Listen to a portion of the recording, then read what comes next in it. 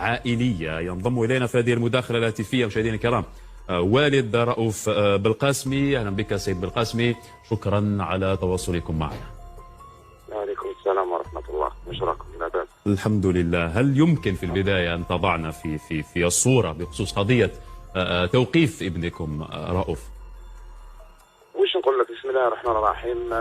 القضيه هذه وليدي راح المروك، راح كما يقولوا راح يتبع الفريق الوطني، والفريق الوطني من نهار كان صغير راح لكوت ديفوار، راح لقطر، ما خلى حتى بلاد وين تروح ليكيب ناسيونال يروح معاها. هاد الخطرات جا قال لي راح للمروك انا وخويا، وربي يسهل. عقل المروك من تما كنا كونتاكت، كنا نهضروا نقصروا هذه ومن بعد ابري سمعت انا بالتالي ريزو سوسيو قال لك راهو الدواء اتصلت به ما كاين والو.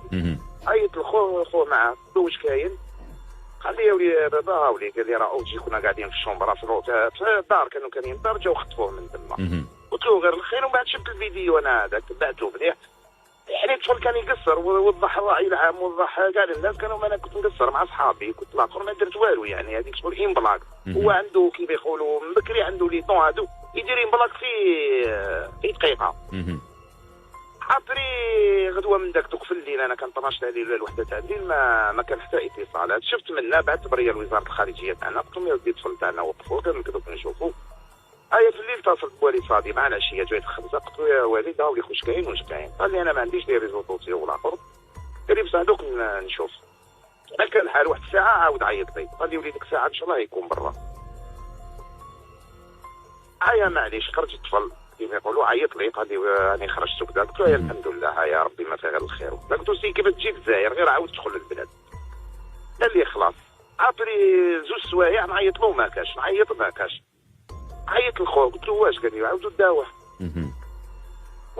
كيما يقولوا الاخبار الاخرى كاع يتيق اليوم بريزونتاوه الوكيل المالك هذه كيما يقولوا هما، بعتوه موندا ديبو، دخلوه دوكا للحبس ديريكت.